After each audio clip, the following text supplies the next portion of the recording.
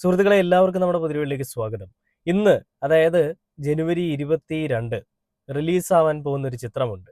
അതായത് മമ്മൂക്കയുടെ ചാത്താ പച്ച എന്ന് പറയുന്ന ചിത്രം. മമ്മൂക്കയുടെ എന്ന് പറയാൻ സാധിക്കില്ല, ചാത്താ പച്ച എന്ന് പറയുന്ന സിനിമ. അതിൽ അർജുൻ അശോകൻ അതുപോലെ ഒരുപാട് താരനിരകൾ തന്നെ ഉണ്ട്.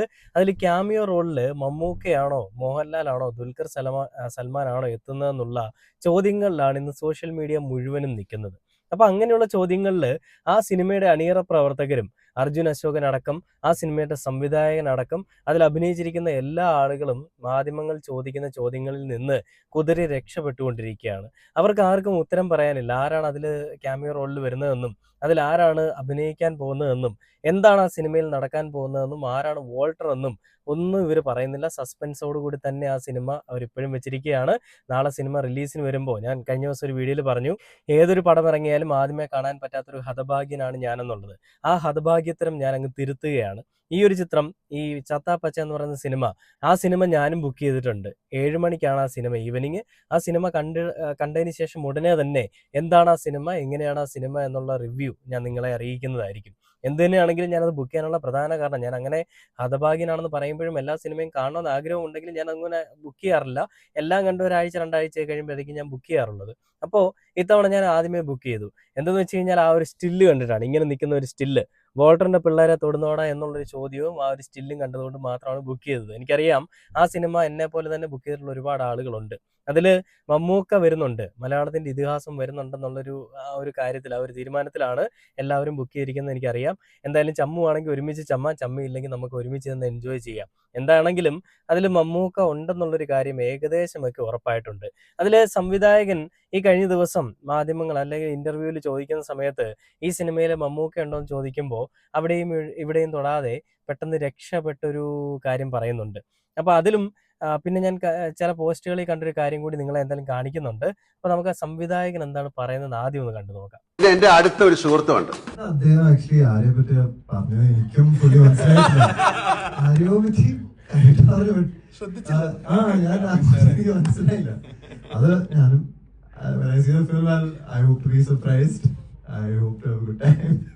ഇതെന്തിനെ പറ്റിയാണ് സംസാരിക്കുന്നത് ചോദിച്ചു കഴിഞ്ഞാൽ, കഴിഞ്ഞ ദിവസം ഈ സിനിമയുടെ ടിക്കറ്റ് ബുക്കിങ്ങിനെ പറ്റി ഒരു വീഡിയോ പങ്കുവെക്കുകയുണ്ടായി. ലാലേട്ടൻ തന്നെ പങ്കുവെച്ചൊരു വീഡിയോ ആണ്. ആ വീഡിയോയിൽ ലാലേട്ടൻ പറയുന്ന ഒരു കാര്യമുണ്ടായിരുന്നു. ഞാൻ അതെന്തായാലും നിങ്ങളൊന്ന് കാണിച്ചു തരാം. കാണാത്ത ആളുകളുണ്ടെങ്കിൽ കാണിച്ചു തരാം. എല്ലാവരും കണ്ടു കാണും. കാണാത്ത ആളുകളുണ്ടെങ്കിൽ ഒന്ന് കണ്ടു നോക്ക്. ചത്താ പച്ച എന്ന മൂവി ഈ വരുന്ന ജനുവരി 22 ലോകമെമ്പാടും റിലീസ് ചെയ്യണം. ഈ ടീമിന്റെ കൂടെ ഞാനുണ്ട്. ഞെക്കടാ. പിന്നെ എന്റെ അടുത്ത ഒരു സുഹൃത്തുമുണ്ട്. അതുകൊണ്ട് ഈ സിനിമയുടെ ആദ്യത്തെ ടിക്കറ്റ് ഞാൻ ബുക്ക് ചെയ്യാൻ പോകണം. ചത്താ പച്ച. കണ്ടില്ലേ, ഇതാണ് ലാലേട്ടന്റെ ഞാൻ ആ പറഞ്ഞ വീഡിയോ. ഇതിലാണ് ലാലേട്ടൻ പറയുന്നത്, നാളെ ആ സിനിമ തിയേറ്ററിൽ വരാൻ പോവുകയാണ്, അതിൽ എൻ്റെ ഏറ്റവും പ്രിയപ്പെട്ട ഒരു സുഹൃത്തുമുണ്ട്, ഞാനും ഉണ്ടെന്നാണ് ലാലേട്ടൻ പറഞ്ഞിരിക്കുന്നത്. ഇതിപ്പോ സസ്പെൻസുകളുടെ ഒരു നീണ്ട നിര തന്നെയാണല്ലോ സുഹൃത്തുക്കളെ വരുന്നത്. ഒന്ന്, മമ്മൂക്ക ഉണ്ടെന്നുള്ളൊരു കാര്യം നമുക്ക് ഏകദേശമൊക്കെ മനസ്സിലായി. 2, ഇന്നിപ്പോ ഇതാ ലാലേട്ടൻ കൂടി ഉണ്ടെന്നുള്ളത് പറയുന്നു. എന്ത് തന്നെയാണെങ്കിലും ആ സിനിമ ഒരു വൻ വിജയം തന്നെ ആയിരിക്കുമെന്നാണ് നമുക്ക് പ്രതീക്ഷിക്കാൻ സാധിക്കുക. കാരണം അതിൽ ആ ഒരു ഇതിഹാസം ഉണ്ടെങ്കിൽ ആ സിനിമ വിജയിച്ചിരിക്കും. അത് 100% ഷുവറാണ്. ഇനി അല്ലെങ്കിലും അദ്ദേഹം ഇല്ലെങ്കിലും അദ്ദേഹത്തിന്റെ പ്രസൻസ് ഉണ്ടെന്നുള്ള രീതിയിൽ തന്നെ ആ സിനിമ എന്തായാലും വിജയിക്കും. ഇപ്പൊ തന്നെ ടിക്കറ്റ് എനിക്ക് തോന്നുന്നു ഏകദേശമൊക്കെ ഫുൾ ആയിട്ടുണ്ട്. എന്തായാലും ആ പടം RDX പോലെ ഒരു സിനിമയാണെന്നാണ് ഞാൻ മനസ്സിലാക്കുന്നത്. പോയി കഴിഞ്ഞാൽ എന്തായാലും പടം കണ്ടിട്ട് ഞാൻ റിവ്യൂ പറയാം. പിന്നെ മമ്മൂക്ക ഉണ്ടെങ്കിൽ ആ തിയേറ്ററിന് തീ പിടിക്കുമെന്നുള്ളൊരു കാര്യത്തിൽ യാതൊരുവിധ സംശയവുമില്ല. മമ്മൂക്കയുടെ പല സിനിമകൾ ഇറങ്ങുമ്പോഴും ഞാൻ ഒരാഴ്ച കഴിഞ്ഞിട്ടൊക്കെ ആയിരിക്കും മിക്കപ്പോഴും പോയി കാണാറുള്ളത്. മമ്മൂക്കയെ പറ്റി എപ്പോഴും പറയുമെങ്കിലും ആ പടം എനിക്ക് തോന്നുന്നു ഭീഷ്മപർവ്വമാണ് ഞാൻ ആദ്യം മമ്മൂക്കയുടെ പടം ഇറങ്ങിയ സമയത്ത് തന്നെ പോയി കണ്ടിട്ടുള്ളത്. പിന്നീട് അതിനുശേഷം ഏത് പടം വന്നാലും എനിക്ക് ഒരാഴ്ച കഴിഞ്ഞിട്ട് അല്ലെങ്കിൽ 2 ആഴ്ച കഴിഞ്ഞിട്ടൊക്കെ പോകാൻ സാധിച്ചിട്ടുള്ളൂ. കാരണം ടിക്കറ്റ് കിട്ടാത്തത് കൊണ്ടും, ഇനി ഇൻ കേസ് ടിക്കറ്റ് കിട്ടിക്കഴിഞ്ഞാൽ ആ തിയേറ്ററിലെ സീറ്റിന്റെ ഏറ്റവും ഫ്രണ്ടിൽ ഇപ്പോൾ ഇങ്ങനെ ഇരിക്കേണ്ടി വരും. അപ്പൊ അതുകൊണ്ട് ഞാൻ ആ ടിക്കറ്റ് ബുക്ക് ചെയ്യാറില്ല. അപ്പൊ അങ്ങനെ ഈ ഒരു സിനിമ പക്ഷെ ഞാൻ ഇപ്പോഴേ ബുക്ക് ചെയ്തു. എന്തായാലും നാളെ തന്നെ സിനിമ ഇറങ്ങുമ്പോൾ തന്നെ പോയി കാണും. കണ്ടിട്ട് അപ്പം തന്നെ നിങ്ങളെ അറിയിക്കും. എന്തായാലും നിങ്ങളെ എനിക്ക് അറിയിച്ചേ പറ്റൂ. കാരണം മമ്മൂക്കയുടെ ഒരു വരവുണ്ടെങ്കിൽ ആ തിയേറ്റർ എന്തായാലും തീ പിടിക്കും. തിയേറ്റർ കത്തിക്കും മമ്മൂക്ക. ആ ഒരു കാര്യത്തിൽ ഒരു സംശയവുമില്ല. ആ തിയേറ്റർ കത്തുന്ന ഒരു കാഴ്ച അവിടെ ഇരുന്ന് കാണാൻ സാധിക്കുന്ന ആളുകൾ ഭാഗ്യവാന്മാരാണ്. ആ ഭാഗ്യവാന് ഞാനും ആവട്ടെ എന്ന് വിചാരിക്കുകയാണ്. എല്ലാ രീതിയിലും തകർത്തെറിയാൻ നോക്കിയിട്ടും അവിടുന്നെല്ലാം ഉയർത്തെഴുന്നേറ്റ് വരുന്ന ഒരു ഇതിഹാസം. ഓക്കെ, നമുക്കറിയാം ഓരോരോ അവാർഡുകളും തഴയപ്പെട്ടു പോയിട്ടും അതിലൊന്നിലും നിരാശയില്ലാത്ത, ഇത്തവണത്തെ അവാർഡ് എനിക്ക് മിസ്സായാൽ അടുത്ത തവണ പിടിക്കാം എന്ന് മാത്രം വിചാരിക്കുന്ന, സിനിമയെ മാത്രം കാണുന്ന, അല്ലെങ്കിൽ സിനിമയെ ഒരു കലയായി മാത്രം കാണുന്ന, ഉപജീവന മാർഗമായിട്ടല്ല കലയായിട്ട് മാത്രമാണ് മമ്മൂക്ക കാണുന്നത്. അപ്പൊ അങ്ങനെ സിനിമയെ ഒരു കലയായിട്ട് കാണുന്ന, സിനിമയോട് ഒരിക്കലും അടങ്ങാത്ത അഭിനിവേശമുള്ള മമ്മൂക്ക കിട്ടുന്ന എല്ലാ റോളും ചെയ്യും.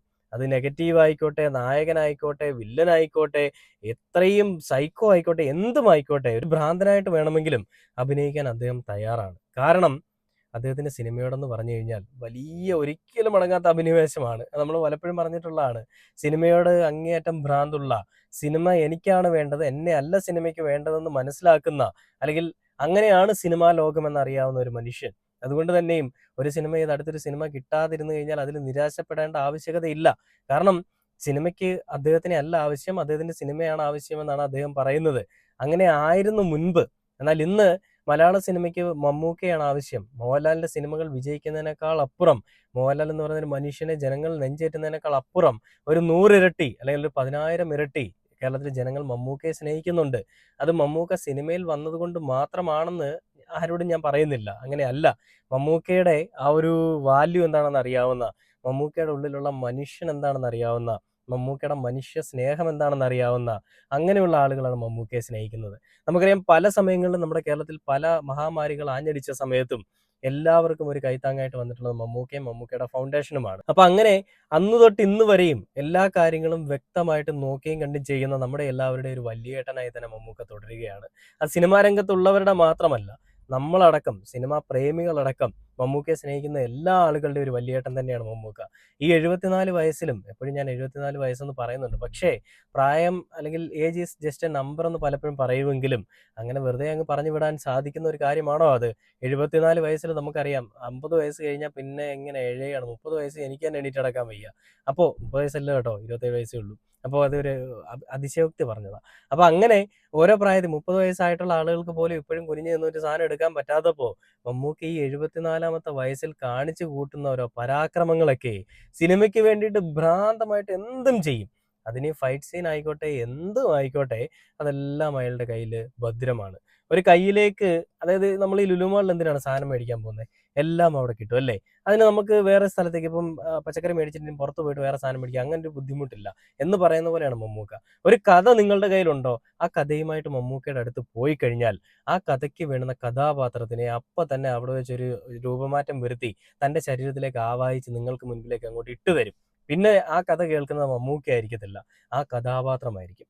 അതായത് ഇപ്പോൾ നമുക്കൊരു എക്സാമ്പിൾ പറയുകയാണെന്നുണ്ടെങ്കിൽ, കളങ്കാവൽ എന്ന് പറയുന്ന സിനിമയ്ക്കകത്തിലെ ആ ഒരു മമ്മൂക്ക, ആ മമ്മൂക്ക എടുത്തൊരു കഥ പറയുമ്പോൾ മമ്മൂക്ക ആയിരിക്കത്തില്ല ആ കഥ കേൾക്കുന്നത്, അവിടെ അദ്ദേഹം ആ കഥാപാത്രമാവും. ആ സിനിമയെ പറ്റി പല ആളുകളും പറയും, ആ സിനിമയിലുള്ള നായികമാർ ഇന്റർവ്യൂവിൽ വന്നപ്പോൾ പറഞ്ഞിട്ടുണ്ട് മമ്മൂക്കയെ പറ്റി, മമ്മൂക്ക എന്ന് പറയുന്നൊരു മനുഷ്യനെ അവിടെ ഞങ്ങൾ ആരും കണ്ടില്ല, ആ കഥാപാത്രത്തിനെ മാത്രമാണ് കണ്ടത്. അത് ഒരുങ്ങി മേക്കപ്പെട്ടത് കൊണ്ടല്ല, ആ കഥാപാത്രമായിട്ട് രൂപത്തിലും പെരുമാറ്റത്തിലും സ്വഭാവത്തിലും എല്ലാം അദ്ദേഹത്തിന് മാറ്റം വന്നു എന്നാണ്. അതായത് ആക്ഷനും കട്ടിനും ഇടയിൽ സംഭവിക്കുന്ന ഒരു വലിയൊരു മാജിക്ക്, ആ മാജിക്കിന്റെ ഉടമയാണ് മമ്മൂക്ക, ആ ഒരു മജീഷ്യനാണ് മമ്മൂക്ക, ആ ഒരു ഇതിഹാസമാണ് മമ്മൂക്ക. എന്തായാലും ആ പടം വൻ വിജയമാവട്ടെ. ആ പടം കാണാൻ ഞാനും പോകുന്നുണ്ട്. എന്തായാലും കണ്ട് തകർത്ത് തിമിർത്ത്, അല്ലെങ്കിൽ ഇനിയുള്ള കാലവും എല്ലാ കാലവും എല്ലാവരെയും വിസ്മയിപ്പിച്ചുകൊണ്ട് തന്നെ മമ്മൂക്ക യുഗം തുടർന്ന് പോകട്ടെ എന്ന് പറഞ്ഞുകൊണ്ട് ഈ ഒരു വീഡിയോ അവസാനിക്കുകയാണ്.